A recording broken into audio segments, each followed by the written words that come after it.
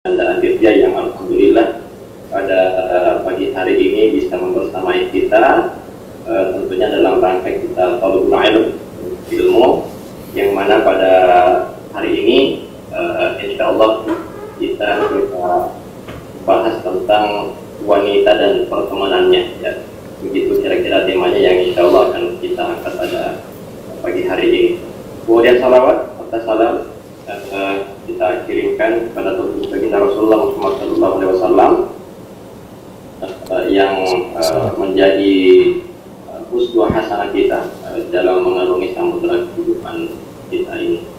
Baik, para jamaah yang dimuliakan Allah Subhanahu wa taala, seperti yang sudah disosialisasikan oleh teman-teman Majelis Taklim Islam di Madani, hari ini kita akan melangsungkan satu kegiatan yaitu taklim rutin Majelis Taklim Islam di Madani, yang insya Allah pada pertemuan kali ini, taklim kali ini akan dibimbing oleh Ustaz kita, Ustaz Firanda Al-Girja, yang alhamdulillah sudah bersama-sama kita.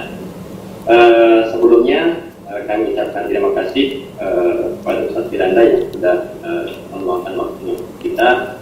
Kemudian kami juga ucapkan terima kasih kepada insan Cendekia Madani yang mensupport penuh dari kegiatan-kegiatan yang dilakukan atau dilaksanakan oleh Majelis Taklim Cendekia Madani. Dan juga ucapkan terima kasih pula kami sampaikan kepada rekan-rekan Majelis Taklim yang sudah membahu di dalam menyiapkan kegiatan kita pada hari ini. Baik, terlebih dahulu kita awali taklim kita pada pagi hari ini dengan bersama-sama membaca basmalah dan suratul Fatihah. Bismillahirrahmanirrahim.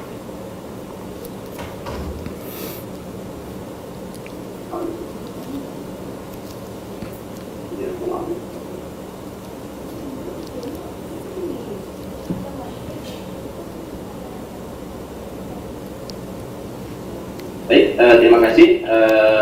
Insya Allah setelah ini kita akan mendengarkan langsung tausiah dari Ustaz Firanda.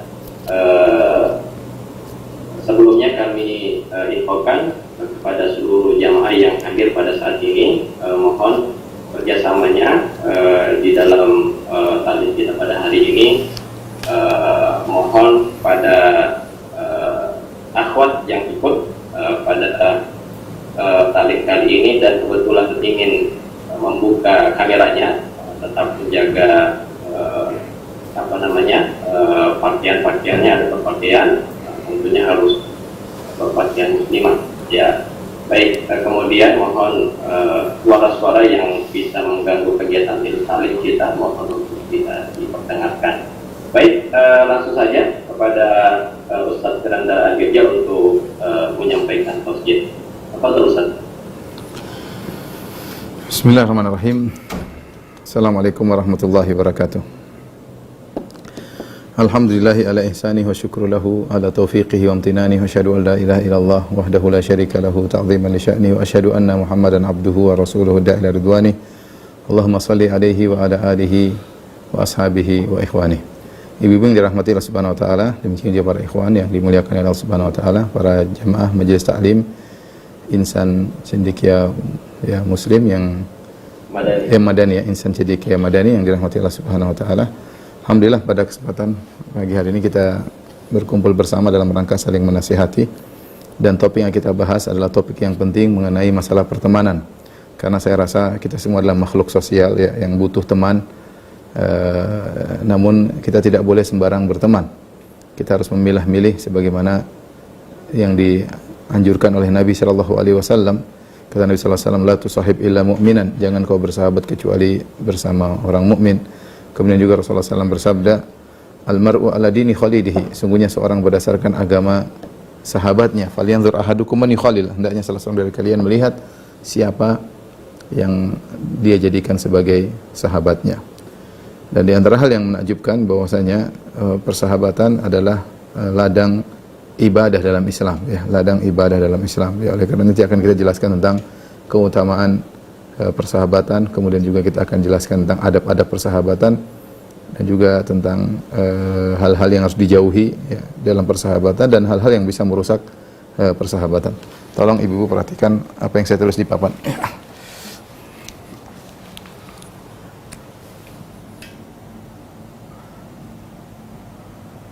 Yang pertama mengenai keutamaan persahabatan ya.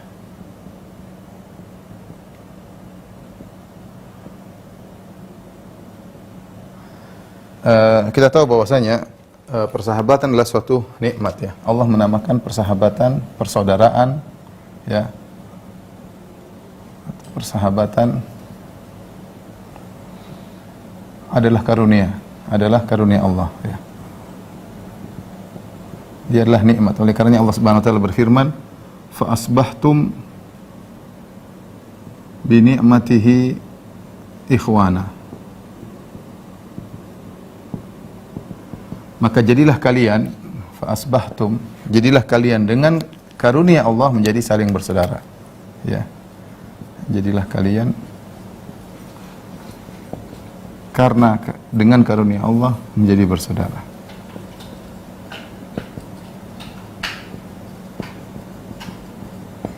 Menjadi bersaudara.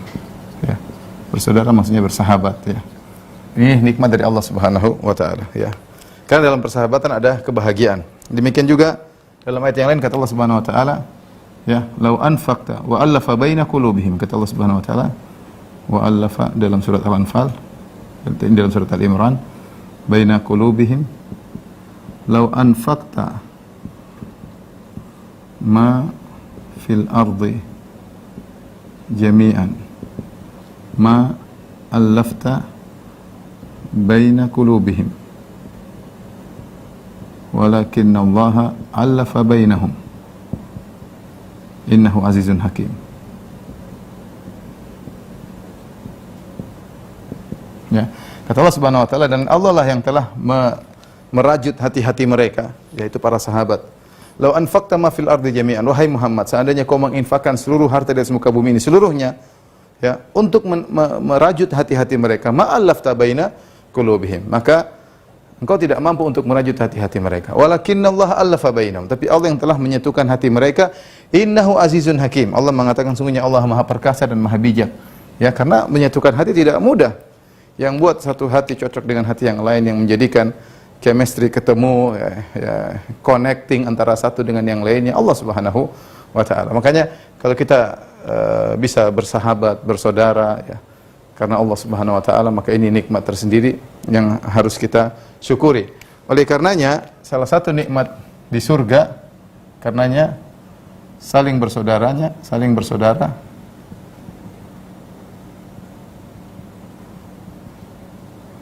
adalah salah satu nikmat di surga. Kata Allah Subhanahu wa taala, wa naza'na ma fi qulubihim min ghillin ikhwanan.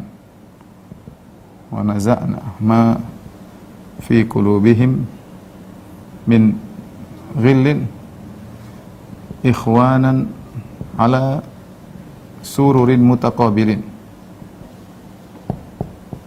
Kata Allah, kami cabut ya dari dada-dada mereka penyakit hati. Di surga, sebelum masuk surga, dada-dada mereka dibersihkan oleh Allah Subhanahu wa taala. Setelah dibersihkan, jadilah mereka ikhwanan, saling bersaudara.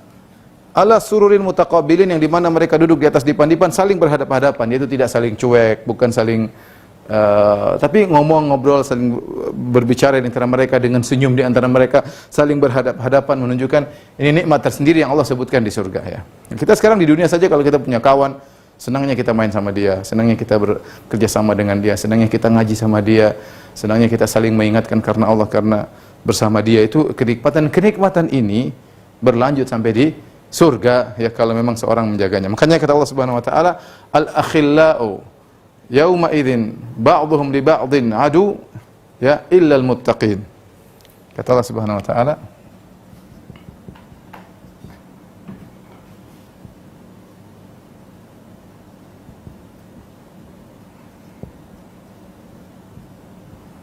illa al-muttaqin. Kata Allah Subhanahu wa taala, orang-orang yang saling mengasihi, saling bersahabat di dunia, pada hari kiamat kelak mereka akan saling bermusuhan.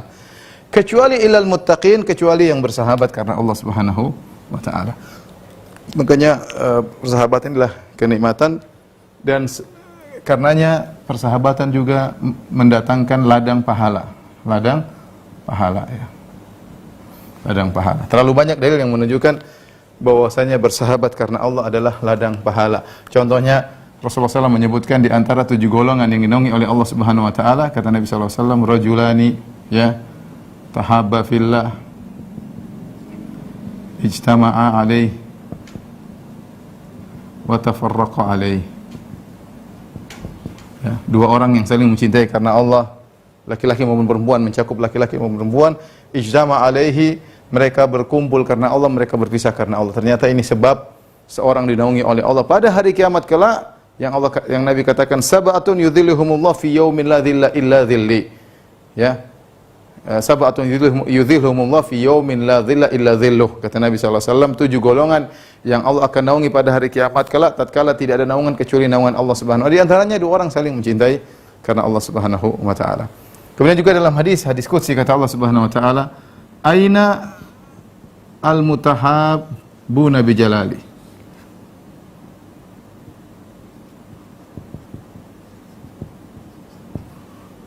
Al-yawma udhilluhum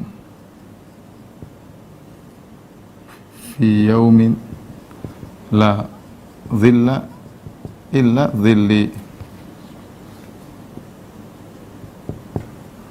Pada hari kiamat kelak Allah akan mencari-cari orang-orang yang saling mencintai karena Allah. Kata Allah, ainal mutahabbuna bi jalali. Manakah orang-orang yang saling mencintai karena aku? Ya, mana orang-orang yang saling mencintai karena aku? Maka pada hari ini aku akan menaungi mereka di hari yang tidak ada naungan kecuali naunganku. Subhanallah, mereka dimuliakan, orang-orang yang saling mencintai karena Allah. Dan ini kata para ulama adalah suatu kenikmatan. Bersahabat dapat pahala. Di antara menunjukkan rahmat Allah, di antara kasih sayang Allah, seorang disuruh berteman karena Allah dapat pahala banyak, bahkan sebab masuk surga, ya. Sebab masuk surga. Kemudian juga sebab kecintaan Allah Subhanahu wa taala. Sebab mendatangkan kecintaan Allah.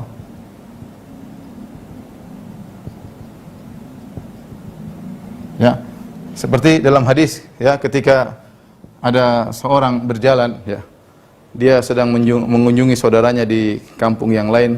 Kemudian Allah mengirim malaikat, fa arsadahu Allah malakan ala madrajihi. Maka ada malaikat yang menjelma menjadi manusia menunggu dia di tempat jalur dia lewat. Ketika bertemu dengan malaikat yang menjelma manusia, malaikat bertanya, "Aina turid? Kemana kau hendak pergi?" Maka dia berkata, "Uridu akhan fi hadhil qaryah." Aku ingin menjenguk saudaraku di negeri ini. Kata malaikat bertanya kepadanya, "Hal laka min ni'matin tarubbuha alaih?" Apakah kau ke sana karena ada urusan duniawi, mungkin ada mau nengok kebun atau mau nengok peternakan atau mau nengok emas yang kau titip kepadanya? Kata dia, "La, walakinni ahbabtuhu fillah." Saya cuma mau ketemu dia karena saya mencintainya karena Allah. Maka malaikat berkata, "Fa inni rasulu rabbik." Sungguhnya aku ini utusan Allah untuk mengabarkan kepada engkau annallaha ahabbaka kama ahbabtahu fihi. Sungguhnya Allah telah mencintaimu, ya, karena engkau mencintainya karena Allah Subhanahu wa ta'ala, ya. Karena kau telah mencintainya karena Allah Subhanahu wa ta'ala, ya, mendatangkan cinta Allah. Kemudian apa? Merasakan manisnya iman.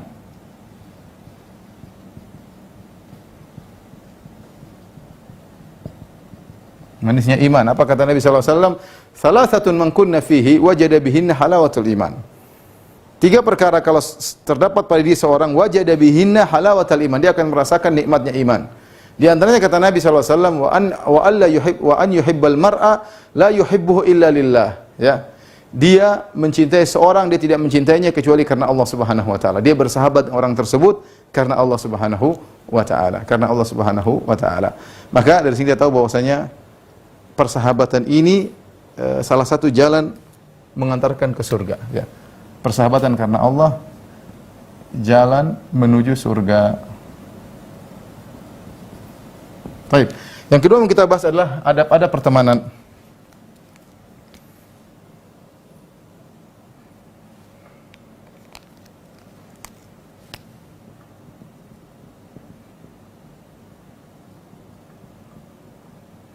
Adab-adab pertemanan. Yang pertama tentunya ikhwan atau ibu-ibu akhwat yang dirahmati Allah Subhanahu wa taala, harus karena Allah. Pertemanan ada dua ya. Pertemanan ada dua. Pertemanan ada dua model. Pertama, karena duniawi. Ini hukumnya, ini boleh. Hukumnya apa? Boleh. Tidak dosa, boleh kita berteman dengan karena duniawi.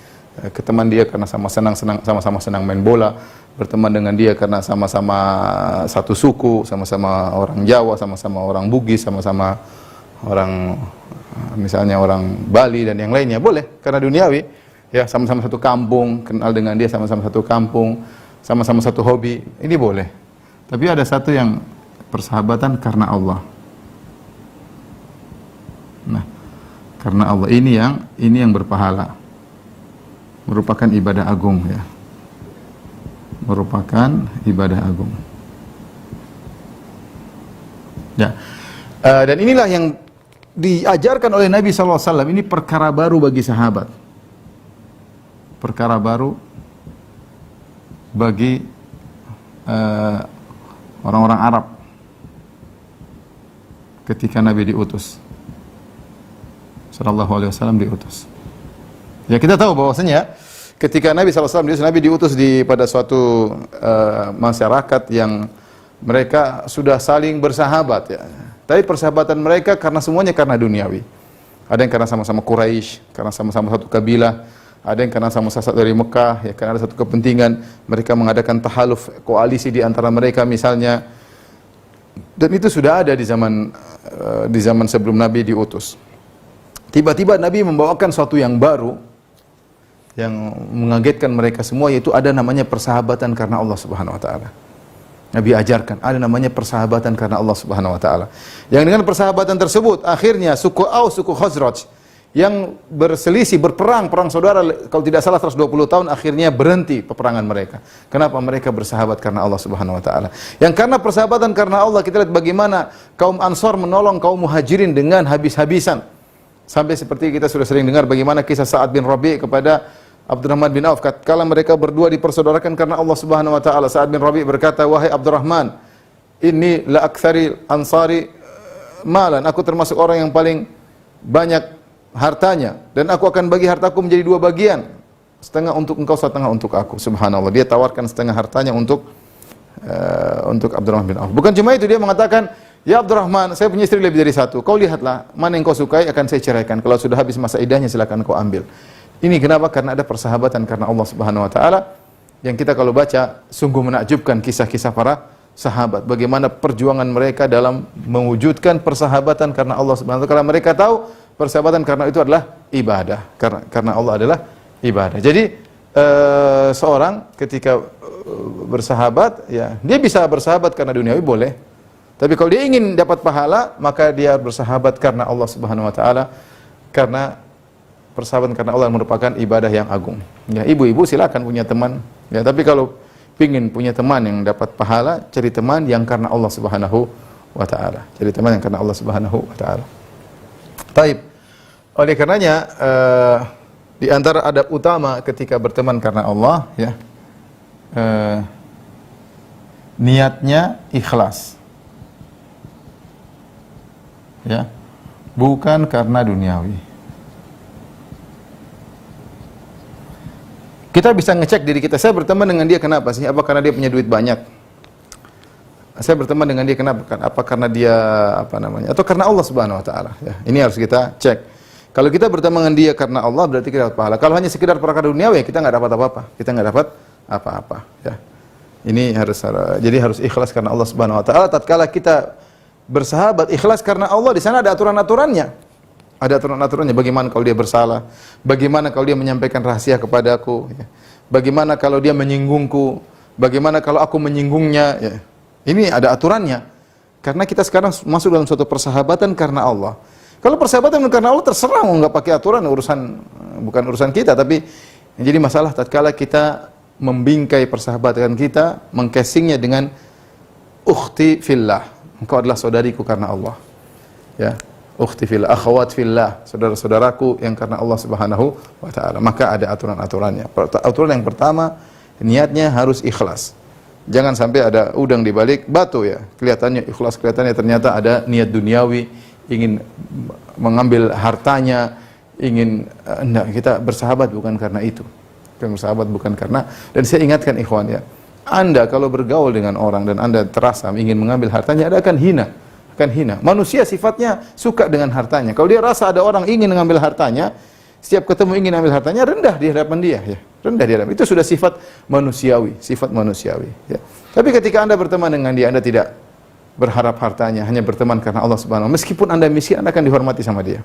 Anda punya kemuliaan. Anda bisa tegur dia meskipun dia kaya. Kenapa? Anda punya kemuliaan. Ya, karena Anda berteman dengan dia bukan berharap hartanya. Tapi kalau Anda berteman dengan dia berharap karena hartanya, berharap pemberiannya, berarti bukan karena Allah, tapi Anda berteman karena duniawi ya. Maka kita tatkala bersahabat, berusaha bersahabat karena Allah Subhanahu wa taala ya. Di antara ada pertemanan ya, selektif dalam memilih teman.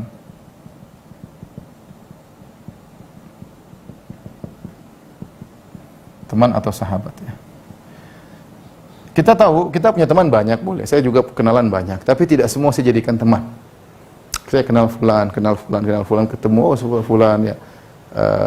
Kadang saya ucapkan misalnya selamat lebaran. Tapi menjadi teman-teman dekat saya tidak semua orang ya. Tidak semua orang, kita harus selektif ya. Karena Nabi yang menyuruh demikian. Kata Nabi sallallahu alaihi wasallam, "Wala tusahib illa mu'minan." Jangan bersahabat kecuali yang mukmin. Ya enggak boleh kita sembarang. Kita mungkin punya kawan mungkin bahkan agama lain ya, mungkin Nasara, mungkin Yahudi, ya kawan dagang, tapi jadi sahabat dekat kita, jadi teman curhat kita, jadi enggak tempat kita terkadang diskusi, terkadang kita menyampaikan rahasia kita, enggak boleh sembarang. Rasulullah larang. Wala tusahib illa mu'minan. Kau tidak boleh berteman kecuali mukmin. Kemudian juga Nabi SAW mengatakan, Al-mar'u ala dini khalilihi. Falyanzur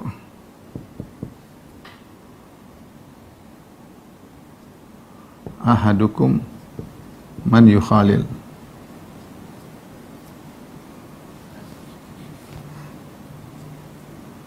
Kata Nabi SAW, ya, seseorang berdasarkan agama temannya, agama sahabatnya, maka hendaknya lihat dulu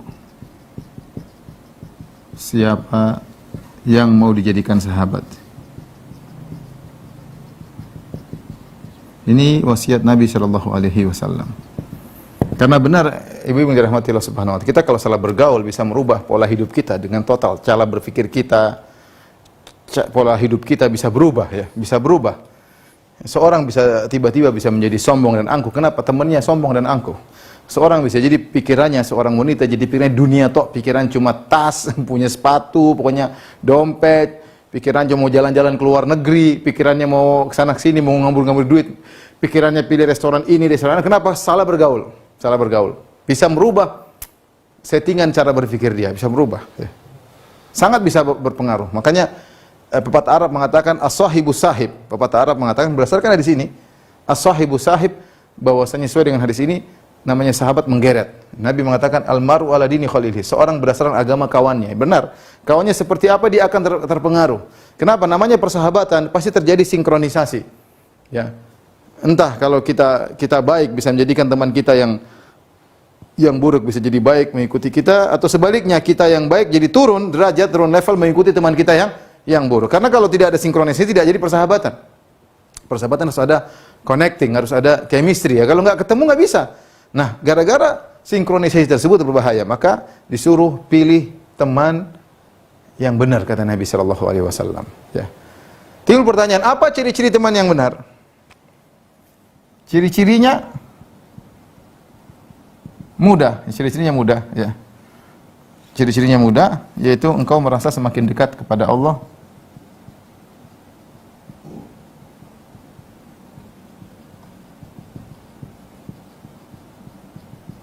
dengan Allah setelah berteman dengannya.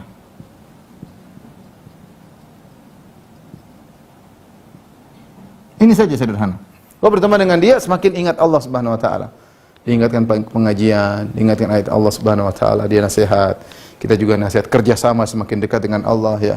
Pokoknya kita merasa semakin dekat dengan berteman dengan dia setahun, 2 tahun kerasa pola pikir kita mengarah kepada akhirat. Ini teman baik, ini pegang erat-erat. Pegang erat-erat. Tapi jadi ketemu dengan teman tersebut jadi zuhud. Subhanallah. Tadinya hidup glamor, tadinya bangga kalau bisa cerita jalan ke luar negeri, punya mobil ini, punya bangga-banggaan, bicara tentang jam mewah, bicara tentang sepatu mewah, tentang tas mewah. Setelah berteman dengan dia berubah, cara berpikir, cara bicara berubah, topik pembahasan berubah, semakin dekat dengan Allah. Masya Allah, itu berarti teman yang baik. Pegang erat-erat. Itulah teman yang disuruh kita untuk mencarinya. Falyanzur ahadukum man yukhalil. Maka lihatlah kepada siapa kalian bersahabat. Sebaliknya kalau kita punya teman setelah sebulan, seminggu, sebulan berteman dengan dia, malah kita semakin jauh dari Allah. Semakin ribut dengan suami, banyak nuntut kepada suami. Karena teman kita ngajarin. Kamu dikasih apa sama kamu? Minta dong, ngajarin. Supaya banyak minta sama suami. Supaya tidak qanaah kepada pemberian suami. Ya. Ini teman gak beres, merusak rumah tangga saya. Ini teman merusak hubungan saya dengan Allah Subhanahu wa taala. Dibuat sibuk dengan urusan dunia, masuk grup ini, grup ini. Akhirnya saya jarang baca Al-Quran. Akhirnya saya jarang ikut pengajian. Akhirnya saya jarang berzikir kepada Allah. Zikir pagi petang saya tinggalkan. Wah, ini teman gak beres. Tinggalkan teman tersebut. Kalau ada grup seperti ini, left. Jangan ragu-ragu. Jangan ragu-ragu. Left karena Allah Subhanahu wa taala. Left karena Allah Subhanahu wa taala. Jadi, ini 2 poin yang penting. Harus perhatikan tatkala kita bersahabat ya. Selektif dalam memilih teman, ciri-cirinya teman tersebut ya semakin dekatkan kita kepada Allah Subhanahu wa taala ya. Adapun adab-adab pertemanan yang lain tentu banyak ya. Banyak adab-adab ya. Adab-adab umum ya. Adab-adab umum ya. Yang Nabi SAW sebutkan misalnya hakul muslim alal muslim ya. Seperti apa?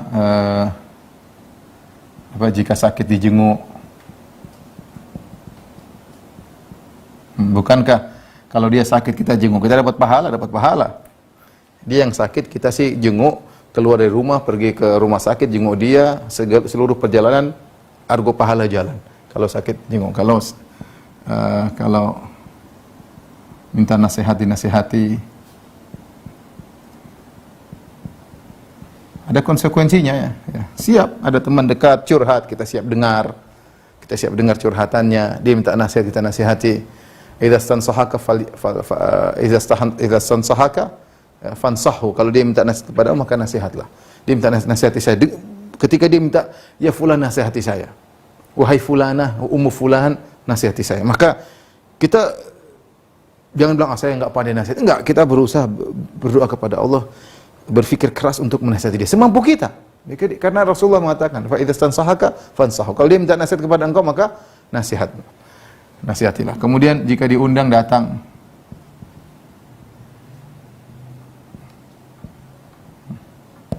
Jika salam jawab.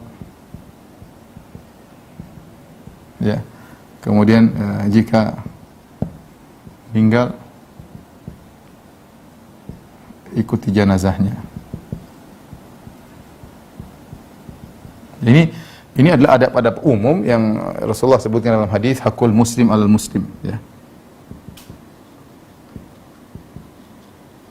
Ya. Hak muslim atas muslim yang lain. Nah, ini tentu berlaku bukan hanya kepada sahabat, kepada orang kaum muslimin secara umum ya. Sekarang hak khusus, adab-adab khusus.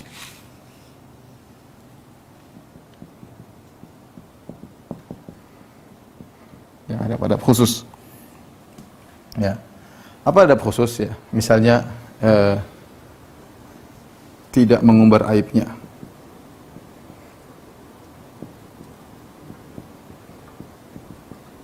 Ya akhi, namanya kita bersahabat dengan persahabatan khusus, kita pasti saling lebih terbuka. Ketika lebih saling terbuka, lebih saling mengetahui. Saya mengetahui kondisi keluarga dia, dia mengetahui kondisi keluarga saya. Dan akhirnya sebagian aib kita saling kita ketahuan. Karena kita saling dekat ya, yang dekat. Aib-aib saling ketahuan. Aib saya dia tahu, aib dia saya pun tahu. Ya. Kenapa? Sahabat. Urusan dia dengan istrinya, urusan dia dengan orang tuanya, urusan dengan apa namanya anak-anaknya, urusan dia dengan tetangganya, urusan dia dengan bisnisnya kita tahu. Ya, kita tahu. Tatkala kita bersahabat kita akan tahu aib-aib saudara kita. Maka tugas kita adalah tidak mengumbar aibnya. Tidak mengumbar aibnya, ya, merahasiakan aibnya. Kemudian menjaga rahasia. Menjaga rahasianya. Ini penting ya. Kalau dia bilang jaga rahasiaku, maka kita berusaha menjaga. Makanya dikatakan ya, qulubul abrar, ini pepatah mengatakan qulubul abrar kuburul asrar. Kata pepatah mengatakan hati orang yang baik, hati orang-orang yang baik adalah kuburan bagi rahasia, kuburan rahasia-rahasia. Ya, rahasia-rahasia. Ya. Artinya apa? Kalau seorang titip rahasia kepada antum, kepada anti, jadikanlah itu kuburan rahasia. Jangan ceritakan ke orang. Dan ini memang berat, ini berat. Kita disuruh jaga rahasia berat. Makanya seorang penyair berkata, "Idza jawazal isnaini sirrun fa innahu bin nasrin wa takthiril hadithi qaminun." Ya. Penyair berkata, jika rahasia sudah melewati dua orang, idza jawazal isnain sirrun, jika melewati dua orang, ya, maka sungguh mudah tersebar dan sungguh mudah tersiarkan ya. Ada yang mengatakan dua di sini, idza jawazal isnain, jika melewati dua orang, mengatakan jika sudah melewati dua bibir. Artinya menjaga rahasia sulit ya. Kalau si A sudah mengatakan kepada si B, saya punya rahasia, berarti sudah keluar dari bibirnya. Nah, ini sulit, biasanya tersebar. Hanya orang-orang soleh yang bisa menjaga rahasia. Makanya qulubul abrar kuburul asrar. Hati-hati orang yang baik merupakan kuburan bagi rahasia-rahasia orang yang menitipkan rahasia kepadanya. Ya. Ya, karena menjaga rahasia itu berat ya. Makanya sebagian orang kadang mengatakan, Ustaz saya mau cerita tapi orang rahasiakan. Saya bilang enggak. Sulit saya menjaga rahasia ya. Saya akan menjaga rahasia. Tapi untuk memastikan saya tidak menceritakan rahasia berat ya.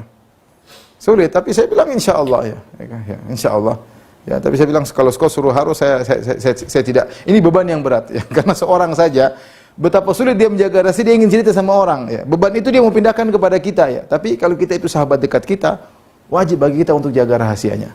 Bahkan rahasia ini pun terjaga meskipun tetap menjaga rahasia meski bertengkar. Ya. Meski telah bertengkar atau tidak bersahabat lagi. Dan ini ibu-ibu, aduh repot kalau ibu-ibu sering sekali. Saya menghadapi beberapa kasus. Ummahat tadinya barang-barang tahu-tahu bertengkar. Kalau sudah bertengkar, terkadang yang satu bongkar rahasia, menjelekkan sana, menjelekkan sini. Ini apa ini ya? Berarti mereka bersahabat bukan karena Allah selama ini, bersahabat karena hawa nafsu. Karena orang kepingin punya teman ngobrol doang, teman curhat. Tidak, anti bersahabat karena Allah. Anti bersahabat bukan karena sekedar ingin punya teman curhat ya. Bukan sekedar hanya ingin teman ngobrol, tidak, kita bersahabat karena Allah Subhanahu wa taala. Jadi meskipun bertengkar tetap aja berusaha menjaga rahasia. Kemudian di antara diingatkan oleh Nabi sallallahu alaihi wasallam ya, tetap menjaga rahasia.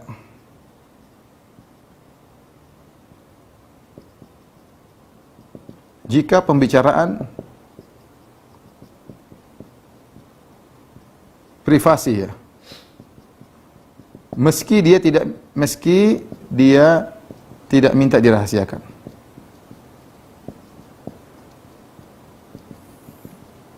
Dia nyaman dengan kita, dia cerita tentang privasinya. Kita tidak perlu dibilang rahasiakan, kita nggak boleh cerita. Termasuk khianat, kita menceritakan pembicaraan berdua kepada orang lain, nggak boleh. Ya, makanya Nabi SAW mengatakan, "Idza haddatsa ar-rajula bihaditsin tsumma iltafata anhu fahiya amanah." Kata Nabi SAW, jika seorang ngobrol dengan orang lain, berduaan, empat mata, kemudian dia iltafata anhu, ada yang mengatakan dia lihat kanan, lihat kiri, maksudnya dia ingin ngomong berdua saja, maka itu adalah amanah. Tidak boleh keluar pembicaraan ini kepada orang lain. Bahkan ada yang menafsirkan kalau dua orang ngobrol, kemudian ngobrol, ketawa ke TV, kemudian dia pergi meninggalkan orang ini, maka tidak boleh keluar. Jadi ini betapa sering terjadi seorang tidak amanah. Misalnya seorang ustadz ngobrol sama seorang, dia bicara, tanya tentang masalah tertentu, ustadz tersebut kasih pandangan, kasih ini. Kemudian sebagai sahabat, sebagai teman, ya, maka terkadang menyampaikan hal-hal yang mestinya tidak perlu disampaikan. Ini pembicaraan berdua saja ya. Kemudian keluar. Ini enggak benar. Di grup sering terjadi di grup WhatsApp. Ini misalnya grup aja 10 orang.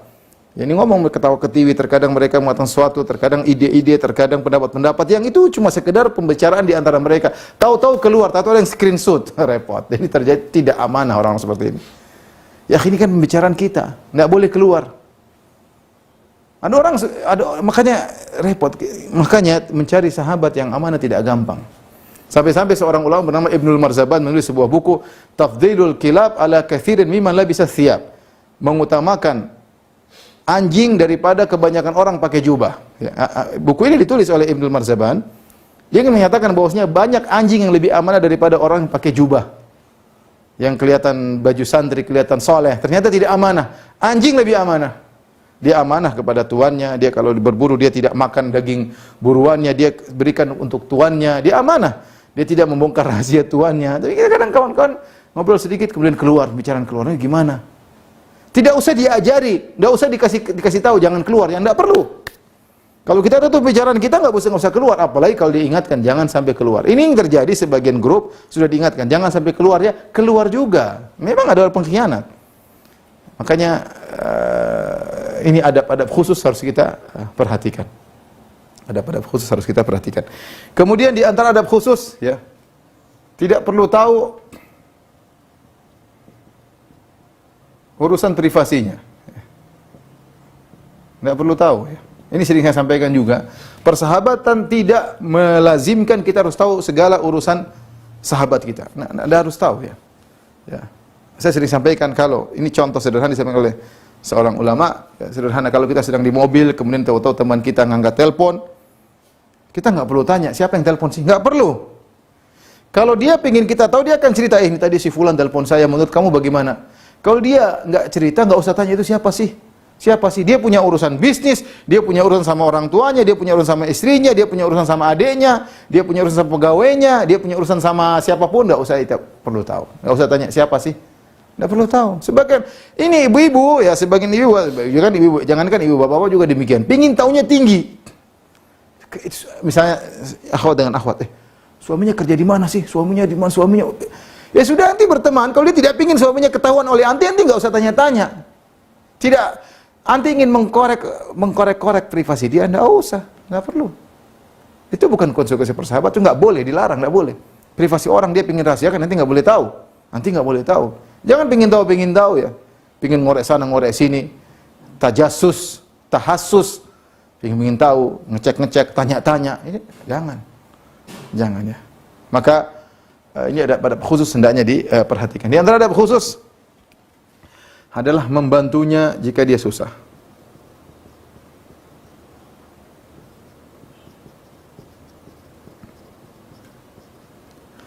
Ya, apalagi di masa pandemi sekarang ini. Kita harus tafaqquh. Tafaqquh itu apa? Ngecek kabar saudara kita. Meskipun dia ada saudara-saudara kita, kawan-kawan kita yang dia mungkin susah, dia tidak mau ngomong. Ya. Ta'rifuhum bisimahum la yas'aluna nasa ilhafa.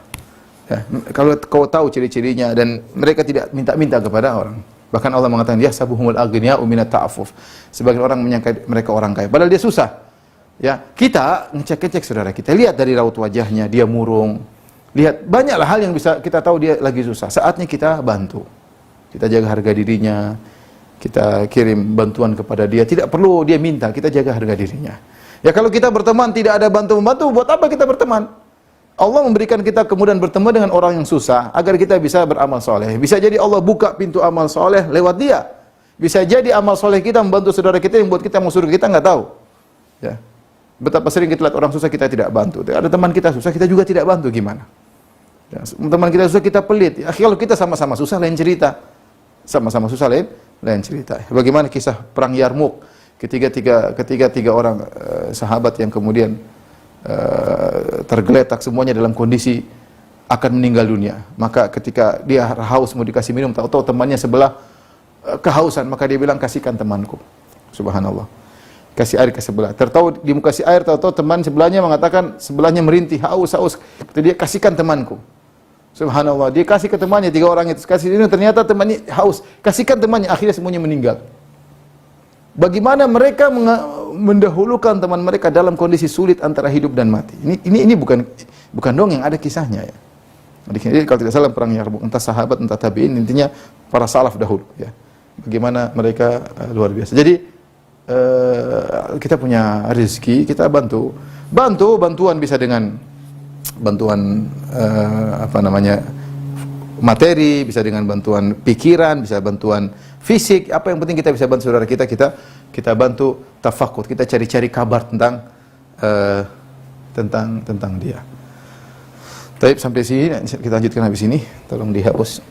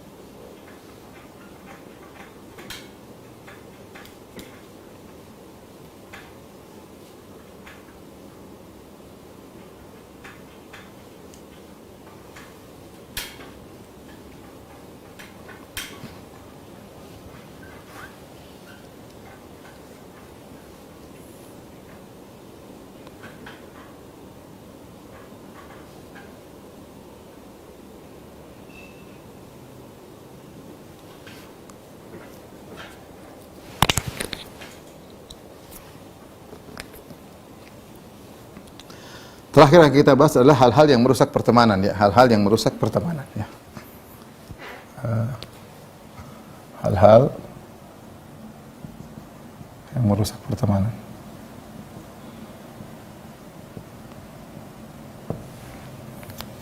Di antaranya terlalu banyak teman.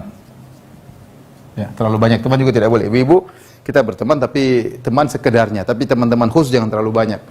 Kenapa? Kalau teman khusus terlalu banyak, kita tidak bisa menunaikan hak persahabatan. Karena terlalu banyak ya. Ya. Kemudian juga akhirnya privasi kita menjadi korban.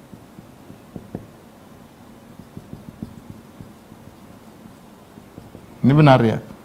Menjadi korban. Suami tidak diperhatikan, suami kurang diperhatikan, anak kurang diperhatikan, ibadah kita juga kurang ya. Kenapa? Terlalu banyak teman. Teman grup banyak, tungtang, akhirnya baca grup aja habis waktu. Belum komentarnya, belum ketawa ketiwi. Sampai di rumah masih ketawa ketiwi juga sama teman. Suami dicuekin, anak-anak dicuekin. Pegang HP terus iktikaf sama HP. Ya. Ini sebagian ibu seperti itu tidak boleh. Ya. Masuk rumah, subhanallah. Sama-sama dengan istri di tempat tidur, istri main HP, suami main HP, anaknya mau dekat ibunya sibuk, anaknya dekat bapaknya sibuk, anaknya dikasih HP, anak main HP, saudara. Bertiga masing-masing main HP. Ini rumah tangga Islami seperti itu. Rumah tangga romantis. Romantis, suaminya romantis sama orang lain, istrinya romantis sama orang lain, anaknya romantis sama gamenya. Gimana ya? Maka kalau banyak teman, bahaya seperti tidak boleh terlalu banyak teman.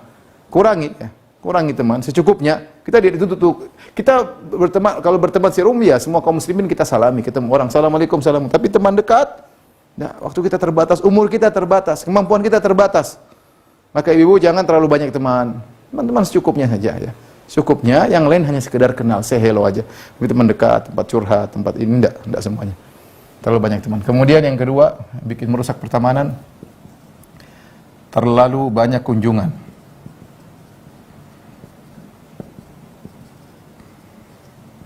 Ini juga kata Nabi SAW dalam hadis, zur ghibban tazdad hubban.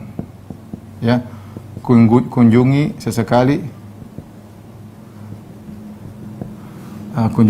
maka semakin tambah kecintaan. Ini benar ya. Kita teman-teman ya, kecuali ya, jadi hukum asalnya kita tidak banyak ketemu ya, karena masing-masing punya kesibukan. Makanya di antara tafsir ini hadis Nabi ya. Di antara tafsir sabda Nabi sallallahu alaihi wasallam, ijtama'a alaihi wa tafarraqa alaihi. Berpisah karena Allah. Apa makna berpisah karena Allah? Ya. Tadi kan di antara ibadah yang agung adalah saling mencintai karena Allah, berkumpul karena Allah, berpisah karena Allah. Apa maksudnya berpisah karena Allah? Ada beberapa tafsiran, namun di antara tafsiran berpisah karena Allah yaitu karena masing-masing harus beribadah kepada Allah. Kalau ngobrol terus, kapan saya mau baca Quran, kapan dia mau baca Quran. Kalau ngobrol terus, kapan dia mau zikir pagi petang, kapan saya mau zikir pagi petang. Kita berpisah karena Allah, udah ada waktunya. Berteman, berkunjung, kita berpisah karena Allah Subhanahu wa taala. Masing-masing punya kapan dia menuntut ilmu kalau ngobrol terus. Kapan? Ya.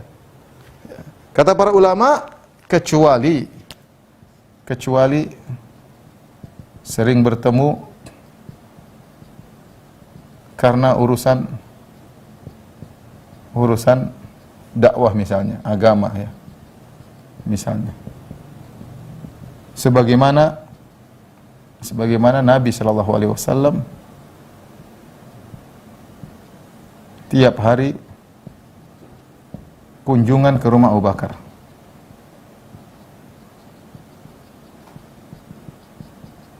Ke rumah Abu Bakar tiap hari. Karena Nabi sallallahu alaihi wasallam sangat cinta kepada Abu Bakar dan mereka ada urusan dakwah. Sehingga Nabi selalu datang kepada Abu Bakar di rumahnya, sebagian dalam hadis Aisyah radhiyallahu taala anha ya. Nabi selalu datang apakah pagi hari atau sore hari. Nabi selalu datang ketemu dengan Abu Bakar, ada urusan. Tapi kalau normal saja, ya, dalam kondisi normal, maka jangan sering kunjungan ya. Jangan sering kunjungan. Juga jangan sama ibu jangan juga sering teleponan ya. Sekali lah. Ya, sekali. Nanti ada hambar kalau tiap hari juga hambar. Ya, justru kata Nabi SAW, zur gibban tazdad hubban. Ini aturan. Karena kalau sering-sering pertemanan menjadi hambar, menjadi rusak, tidak bernilai dan merusak yang lainnya. Sekarang kalau ketemu tiap hari, hari ini ngomong apa? Ngomong dakwah. Besok ngomong apa? Besok ngomong apa lagi? Ngomong berita. Besok ngomong apa lagi? Besok habis bahan masa diulang-ulang. Mulai ngomong si fulana bagaimana, ummu fulan bagaimana, mulai gibah sana, gibah sini. Enggak ada bahan. Yang ngomongin orang. Ya, mau diberhentikan tengah jalan terlanjur lezat namanya gibah. Mau diberhentikan tengah jalan enggak enak. Teman sudah mulai buka gibah duluan, kita harus nanggapi. Ya, akhirnya rusak. Ya. Terlalu banyak kunjungan. Ini juga tidak baik ya. Kemudian ya, teman ya yang mengingatkan masa lalu yang buruk. Hati-hati ya. Hati-hati. Apa namanya kita bilang malapetaka reuni. Malapetaka reuni. Reuni itu baik kalau memang arahnya benar. Tapi kalau enggak, bahaya malapetaka. Harus sebagian tonton Masya Allah reuni bikin kajian. Oke, ya. Tapi kalau reuni kumpul, kemudian ketemu kawan lama, ketemu pacar lama, ketemu, aduh, dan itu banyak musibah terjadi seperti ini, banyak. Rindu yang sudah hilang, sang wanita sudah punya suami, sang laki sudah punya istri, rindu, ketemu lagi telepon-teleponan, ingat masa lalu, nggak bisa dikontrol. Kita manusia lemah, hati kita lemah, ibu-ibu hati kita lemah. Lagi ada masalah sama suami, selesai. Masalah sama suami, ternyata teman nyambut, teman lama, masa indah teringat kembali. Syaitan bikin kita nostalgia. Kalau maksiat, syaitan bikin nostalgia sangat mudah. Lagu-lagu, ingat, baru dengar jereng-jereng, sudah ingat seluruhnya melodi-melodinya. Siapa yang bikin kita merojaah? Syaitan. Punya pacar dulu, CLBK, cinta lama bersemi kembali, cinta lama belum kelar, cinta lama, bubarkan keluarga, semuanya. CLBK ini merusak semuanya. Hati-hati, ada teman yang memiliki masalah yang buruk, kita jangan dekati. Saya juga punya teman-teman ada masa lalu. Ya secukupnya saya hubungan dengan mereka. Itu pun hubungan yang baik-baik. Ya bukan kita ketemu kemudian kita cerita tentang masa lalu yang buruk yang mengingatkan kita untuk terkadang berhasrat lagi untuk melakukan maksiat. Hati-hati ya. Ini di antara teman yang pertemanan yang merusak adalah teman yang mengingatkan kita masa lalu yang buruk. Ya, hati-hati. Kalau ada yang ngajak ke reuni, pikir-pikir reuni seperti apa yang dimaksud. Reuni apa yang dimaksud? Saya bukan melarang reuni, tapi reuni pertemuan antara teman-teman, hati-hati. Yang apa yang dimaksud? Apakah ada bisa menimbulkan yang buruk? Kita jauhi, iman kita lemah, hati kita lemah. Sekali kita terjebak dalam kemaksiatan, dalam syahwat, sulit untuk keluar kembali. Ya, sulit untuk keluar kembali ya. Apalagi ada orang namanya istilah cinta lokasi, ketemu dengan kawan lama, cinta bersemi kembali, bahaya. Ini diantara hal yang bisa merusak pertemanan. Di antaranya monopoli sahabat. Ini juga tidak boleh, ya. Tidak boleh monopoli sahabat ya. Kita ini boleh bersahabat sama siapa saja. Kalau ada teman kita maunya kamu nggak boleh main sama orang lain, ini nggak benar, ya. Emang saya milik kamu, saya diciptakan untuk kamu, enggak kan? Kamu juga tidak diciptakan buat saya. Sebagaimana kita punya relasi yang banyak, saya punya relasi sama orang tua saya punya relasi sama istri saya punya relasi sama anak saya punya relasi sama pegawai saya. Ya, kamu jangan batasi saya hanya boleh main dengan kamu. Seperti sebagian ibu-ibu misalnya, kamu kenapa kemarin ke mall tidak ngajak saya, kenapa cuma sama si fulan? Ya, masing-masing lah. Ya, maksudnya kalau sudah ini sudah berlebihan. Kalau ada sampai ibu seperti itu, pokoknya harus sama dia terus, ini syahwat. Itu bukan berteman karena Allah, itu berteman syahwat. Hati-hati. Kita tidak boleh terlalu dekat sama orang seperti ini. Jaga jarak. Distance, social distance. Jaga jarak. Ini bahaya seperti ini. Karena dia bukan berteman karena Allah lagi, tapi dia sudah syahwat. Maunya kita dikuasai oleh dia atau kita menguasai dia. Hati-hati, ini tidak diperbolehkan, adalah pertemanan yang apa namanya? Pertemanan yang bisa merusak ya. Di antara hal yang bisa merusak pertemanan, menceritakan segala rahasia. Ya, tidak boleh kita ceritakan segala rahasia kita. Terkadang berlebihan kita ceritakan rahasia suami kita kepada kawan kita, rahasia anak kita kepada, rahasia mertua kita kepada kawan kita. Enggak usah. Kita berteman, bukan berarti kita harus ceritakan rahasia istri kita sama teman kita. Bukan berarti kita harus ceritakan rahasia keluarga istri kita kepada teman kita. Tidak. Berteman tidak harus, karena rahasia kita bisa terjebak dalam ghibah.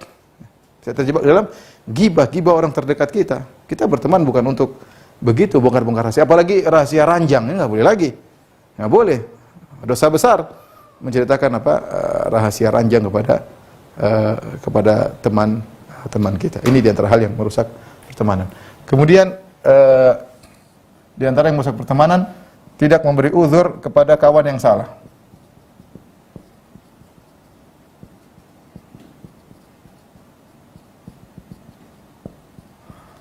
Ya akhi, semua tidak ada yang sempurna. Di dunia ini tidak ada yang sempurna, tidak ada yang sempurna. Yang sempurna cuma di akhirat. Ya. Maka namanya kawan kita sudah pasang, kemungkinan dia akan menyakiti kita suatu hari, harus dipasang itu. Ya. Jangankan kita, ada antara Abu Bakar dengan tadi malam saya sudah jelaskan kisah Abu Bakar dan Umar, terjadi perselisihan.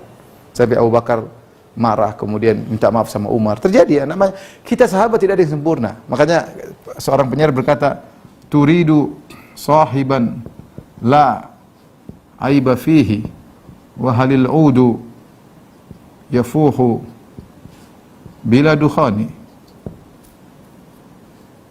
Ya, artinya apa? Kau ingin ya teman tidak ada salahnya tanpa aib. Apakah ada kayu gaharu yang mengeluarkan wangi tanpa asap?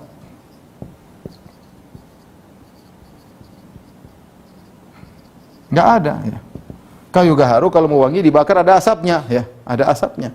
Teman kita ya, siapapun dia, mau ustadz, mau bukan ustadz, mau teman dekat, saudara enggak saudara, dia pasti punya salah. Suatu saat dia salah ngomong, suatu saat dia mungkin berkhianat kecil, bukan berkhianat besar ya. Dia manusia, dia punya uzur. Terkadang saat kita lagi butuh ternyata dia tidak tengok kita, saat kita butuhkan dia malah menjauh ya. Tapi kita punya penilaian global, kita harus adil dalam menilai ya. Selama ini dia baik, salah sekali, 2 kali, 5 kali, 10 kali, kecil ya, tidak ada masalah ya. Jangan kemudian kita putuskan hubungan. Berarti kalau kita bersahabat bukan karena Allah.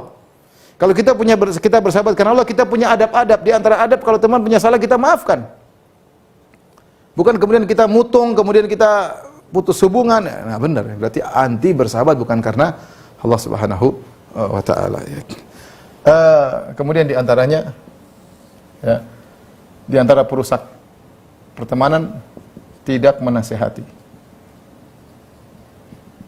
Sahabat yang keliru. Ini juga banyak ya. Tidak mau menasihati. Kenapa? Pekewuh, enggak enak ya. Enggak enak kalau nanti dia marah sama saya, kalau marah sama saya tidak berteman lagi.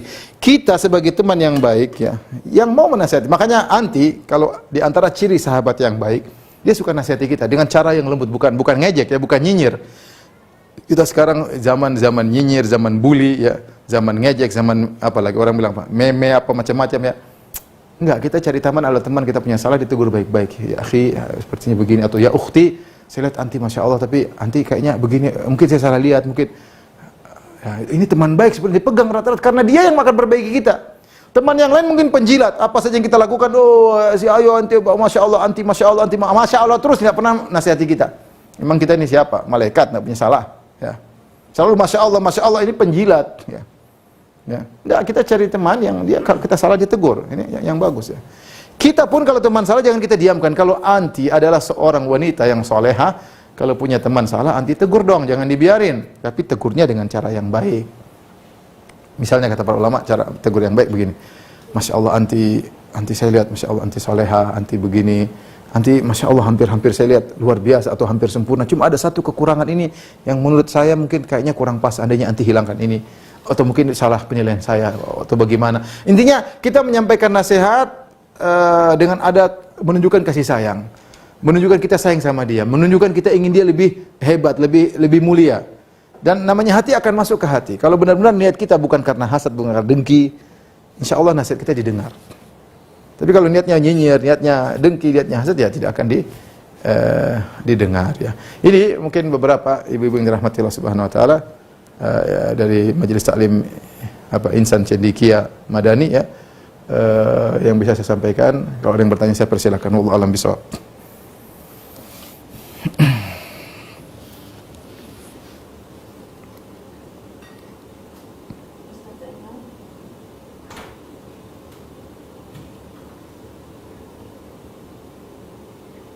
Baik, syukran Ustaz Irandah atas penjelasannya terkait dengan pertemanan, meliputi tentang pertemanan itu sendiri dan juga ada pada pertemanan dan hal-hal yang memang harus dihindari ketika kita teman dengan seseorang.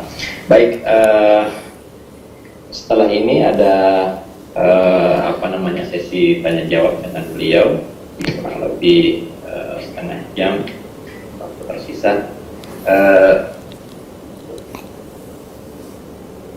Saya akan membacakan beberapa pertanyaan Ustaz yang sudah ditanyakan oleh jamaah di kolom chat. Ustaz Zainal, bagaimana kalau 6 pertanyaan saja? Baik. Tolong dipilih ya 6 pertanyaan. Ya, terima kasih. Oh, siap. Okay. Baik, ini ada pertanyaan pertama nih Ustaz.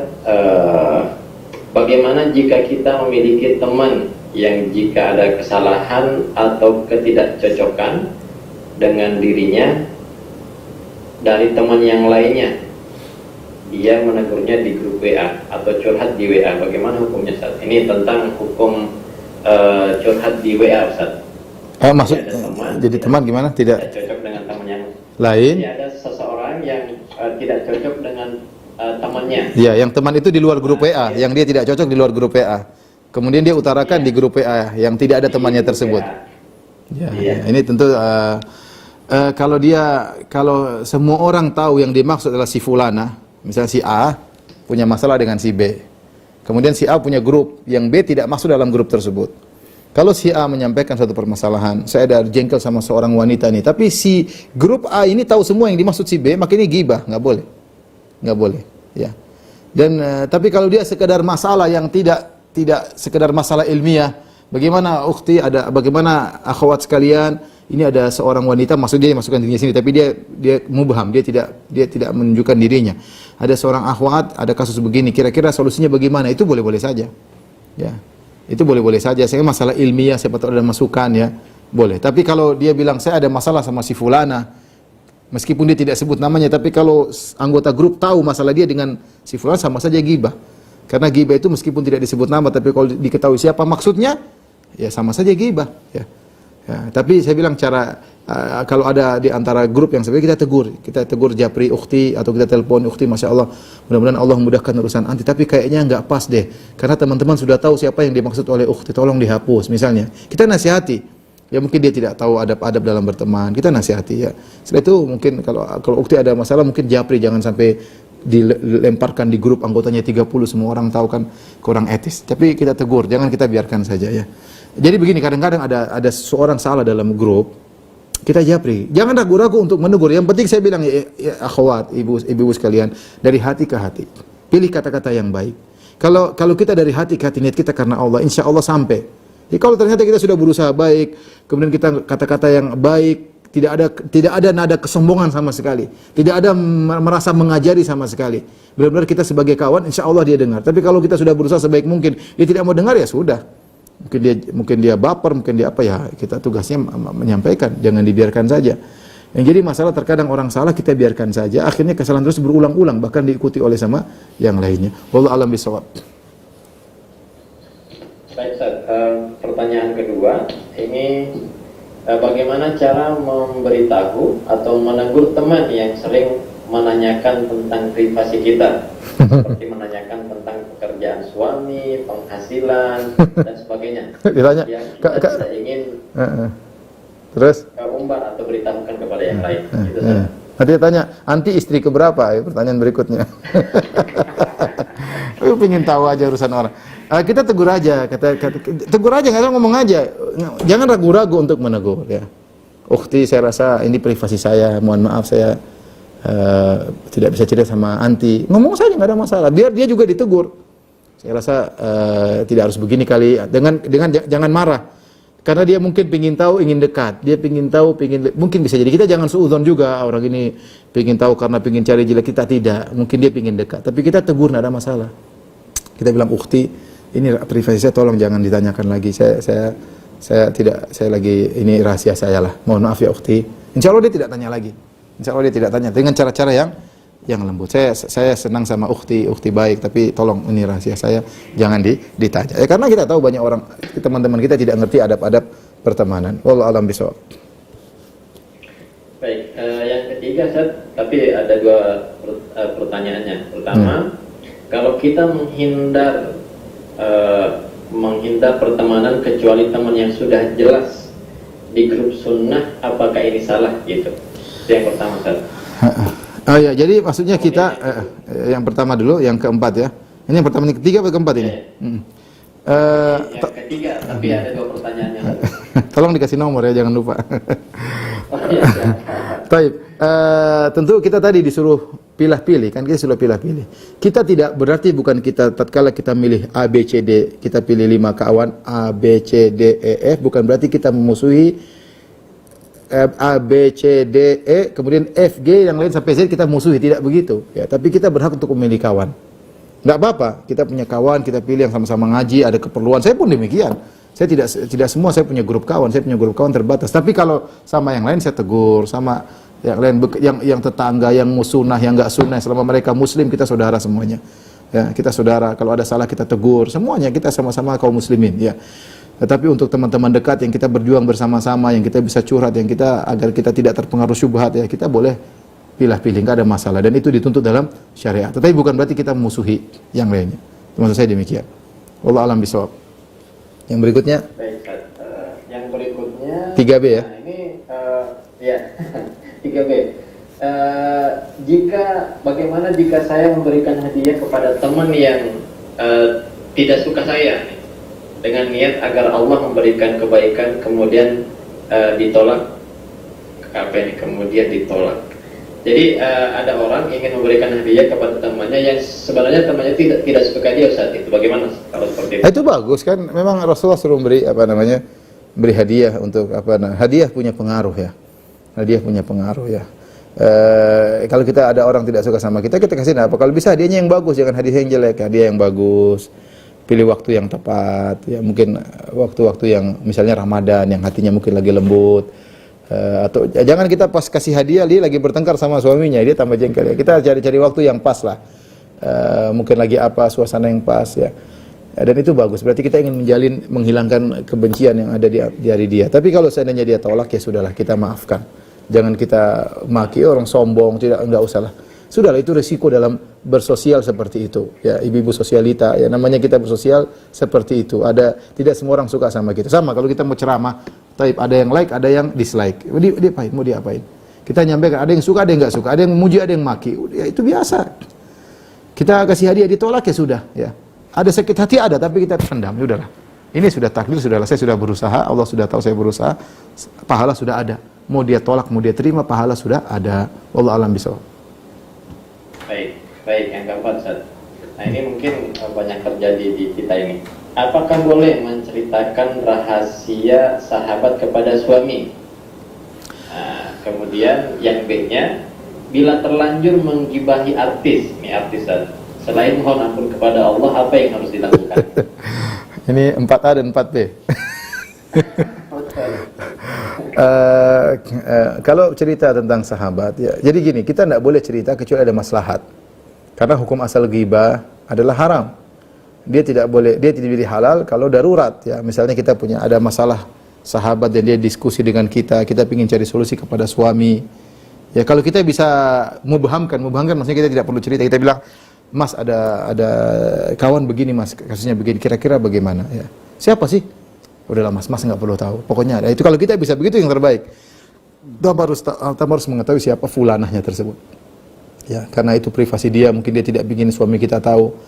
Atau kita minta izin sama teman kita. Mungkin saya mau diskusi sama suami, boleh nggak misalnya? Kalau dia izinkan, alhamdulillah, berarti bukan ghibah, dia izinkan. Atau kalau kita tidak minta izin, tapi menurut kita ada maslahat untuk bicara dengan suami, ya, maka tidak apa-apa insya Allah. Karena tujuan kita maslahat bukan untuk mencela, bukan untuk merendahkan, tapi kita mencari solusi. Selama pembicaraannya dalam rangka mencari solusi, maka insya Allah itu ghibah yang boleh. Tapi kalau dalam rangka untuk sekedar mencerita, wah itu Mas si fulana itu begini, itu nggak boleh, itu ghibah hukumnya, nggak boleh. Baik. Yang berikutnya, bagaimana kalau sudah menggibah artis? Menggibah artis tergantung. Kalau dia pada perkara yang maksiat yang dia umbar-umbarkan, maka tidak ada ghibah pada maksiat yang dia umbarkan. Misalnya artis tersebut buka aurat, kita bicara apa bulan buka aurat di nonton, enggak, itu enggak ada masalah. Dia sendiri tidak merasa digibai karena dia senang dengan seperti itu. Tapi kalau kita gibah urusan yang masalah lain yang bukan hal yang dia tampakkan, ya itu tidak boleh, ya. Tidak boleh, ya. Tidak boleh. Kalau sudah terlanjur kita gibah, ya kita mohon ampun kepada Allah Subhanahu wa taala, kita berdoa semoga dia diampuni oleh Allah Subhanahu wa taala. Wallahu a'lam bishawab. Baik, Ustaz. Ini yang kelima. Ini banyak banget nih, Ustaz. Cuma saya nggak tahu nih apakah pilihan saya benar. Ijtihad.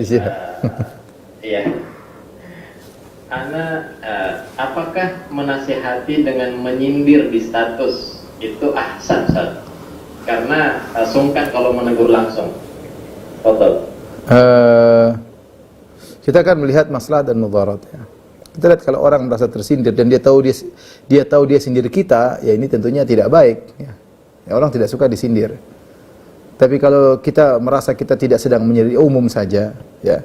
Tapi biasanya kalau maksudnya yang disindir tahu kita sedang menyindir dia, itu namanya menyalakan api menyalakan api permusuhan, ya. Ya, sebaiknya kita japri. Saya rasa lebih baik japri. Kecuali kita memang bicara umum, ya. Dan kita tahu dia tidak tahu kita bermaksud untuk menyerang dia. Ada kondisi seperti itu. Misalnya saya ingin menegur seorang, saya bicara umum, tapi sama sekali saya tidak bermaksud, dia tidak merasa saya tahu rahasia dia. Maka ini tidak jadi masalah. Jadi saya menyampaikan satu status dan dia tahu pasti dia merasa saya tidak tahu urusan dia dan dia merasa saya tidak menyindir dia. Tapi dia tersindir karena dia tahu, oh ini masalah persis seperti apa yang saya rasakan. Maka itu nggak ada masalah. Tetapi kalau kita buat status dan dia tahu kita sedang menyindir dia, ini repot. Ini namanya kita serang-serangan, itu tidak baik. Mending kita japri langsung dengan cara yang baik, dengan cara sebaik-baiknya. Kalau dia tolak itu resiko. Namanya resiko berdakwah seperti itu. Bisa jadi dia marah sama kita. Tapi jangan kita tinggalkan. Itu resiko harus kita hadapi. Wallahu a'lam bishawab. Ya, baik. Yang keenam, Ustaz. Ya. Dijelaskan bahwa salah satu adab umum pertemanan adalah jika sahabat kita meninggal, maka ikutilah jenazahnya. Bagi kami yang akhwat, apakah dianjurkan juga untuk mengantar sahabatnya sampai ke kuburan atau seperti apa? Sebaiknya tidak usah ya. Sebaiknya tidak usah ya. Kita cukup mendoakan, apalagi wanita ya, sebaiknya tidak usah dan cukup mendoakan ya. Karena insya Allah doa kita lebih baik ya. Doa kita lebih baik bagi sahabat kita yang meninggal tersebut. Wallahu a'lam bishawab. Sampai di sini saja kepada para ummahat, kepada ikhwan. Kajian yang saya sampaikan kurang lebihnya saya mohon maaf. Insya Allah kita bersua di kesempatan yang lain. Wabillahi taufiq wal hidayah. Assalamualaikum warahmatullahi wabarakatuh. Waalaikumsalam warahmatullahi wabarakatuh. Baik, jazakallah khair Ustaz Firanda atas tausiahnya pada